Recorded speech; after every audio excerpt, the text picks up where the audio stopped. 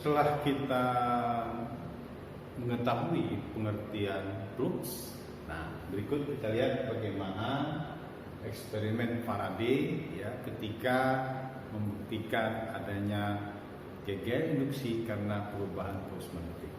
Faraday ini ilmuwan Jerman ya yang hidup di masa itu yang lagi mencari sumber listrik dari berbagai alternatif ya.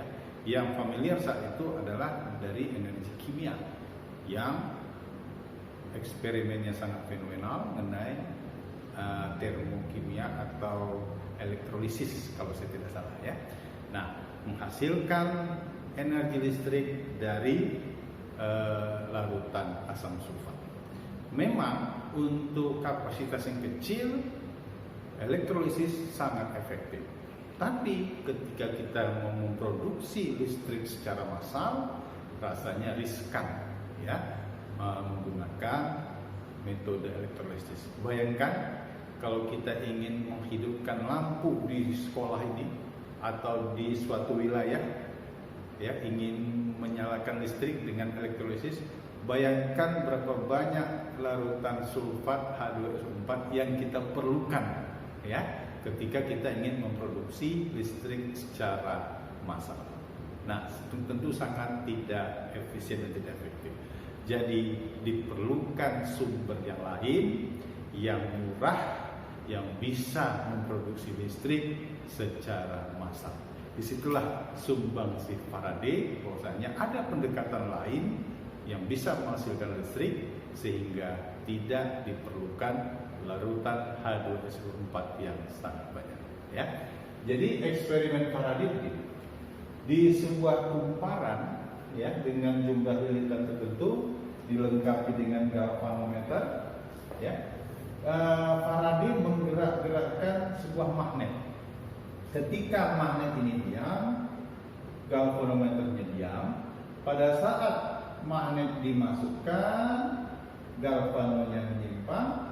Tapi ketika magnetnya diam, ini kembali nol. Itu yang pertama.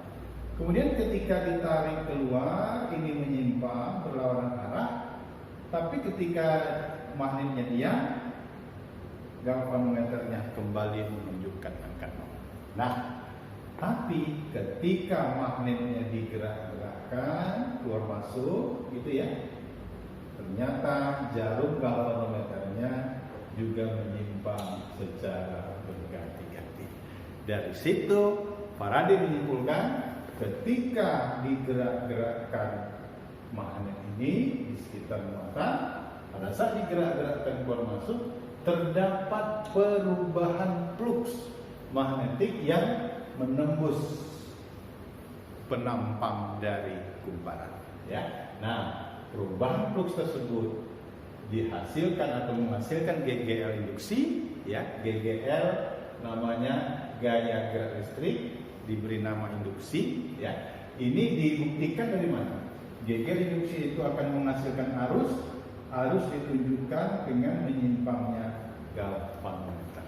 Nah, jadi dengan pendekatan yang sederhana, ketika ada perubahan flux magnetik, perubahan flux itu akan menghasilkan GGL induksi. Dan selanjutnya setelah GGL induksi dihasilkan, tentu akan dihasilkan arus listrik. Nah, berdasarkan percobaan ini, pertama Faraday menyimpulkan GGL induksi tergantung kepada lilitan yang dimiliki kumparan. Semakin banyak lilitannya, GGL-nya semakin besar, dan semakin berkurang lilitannya, GGL-nya semakin kecil. Kemudian yang kedua, GGL induksi berbanding lurus dengan laju perubahan flux yang dihasilkan pada kumparan ketika magnet batang tersebut kita gerak-gerakkan. Nah, dari kesimpulan ini Faraday menyusun persamaan GGL yang dihasilkan di kumparan adalah N dikali delta flux per delta T kemudian nanti dilengkapi dengan tanda negatif, yang mana tanda negatif ini adalah sumbangsih dari lens ya untuk menentukan bagaimana arah dari arus yang dihasilkan.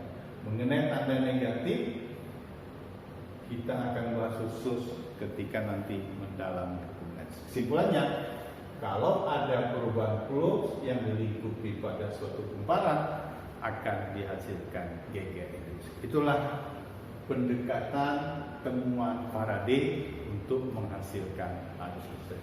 Kemudian penulisan ini bisa juga dibuat dalam perubahan sesaat atau perubahan yang relatif kecil. Dalam hal ini delta flux per delta T kita gunakan operasi limit menuju 0, sehingga delta flux per delta T bisa kita tulis dalam bentuk diferensial ya, perubahan flux yang dihasilkan pada satu waktu. Demikian hukum Faraday, jika ada perubahan flux maka pada kumparan akan dihasilkan GGR induksi.